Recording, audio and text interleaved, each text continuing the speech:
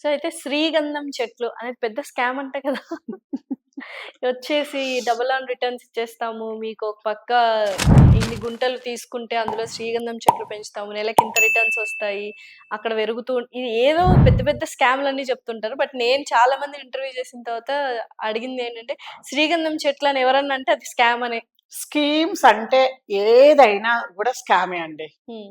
కొంత వాళ్ళొక ఎజెండా తోటిన ఒక 100 కోట్లు కలెక్ట్ చేయాలి. కానీ కొంతమందికి ఫార్మ్ ల్యాండ్స్, అగ్రికల్చర్ ల్యాండ్స్ కొనాలని చాలా ఉంటది. వీళ్ళు ఫార్మ్ ల్యాండ్స్ అని చెప్పి అమ్మేస్తున్నారు శ్రీగంధం చెట్లని చెప్పి. అది ఎంతవరకు కరెక్ట్ అంటారు? అసలు కొనొద్దా ఫార్మ్ ల్యాండ్స్, అగ్రికల్చర్ ల్యాండ్స్?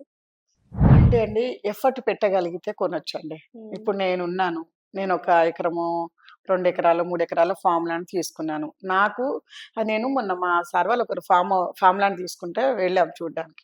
వెళ్తే కాపలాగున్న వాళ్ళు, నీళ్లు పట్టేవాళ్ళు దాదాపు సార్ క్వార్టరు అడుగుతుంటే హ్మ్. నా కళ్ళ ముందు ఆ రోజు రూ. 1000, 2000 ఇచ్చారు. అట్లా ఎళ్ళినప్పుడల్లా డబ్బులివ్వాలి. హ్మ్. ఓకేనా? ఒక ఫ్యామిలీని అక్కడ పెట్టాలి మెయింటెనెన్స్ ఆబ్వియస్. కోసం.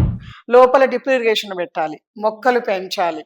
అసలు ఎంత ఉందంటే అండి మెయింటెనెన్స్ ఖర్చు. దాని మీద ఎప్పటికి రిటర్న్ వస్తదో తెలియదు.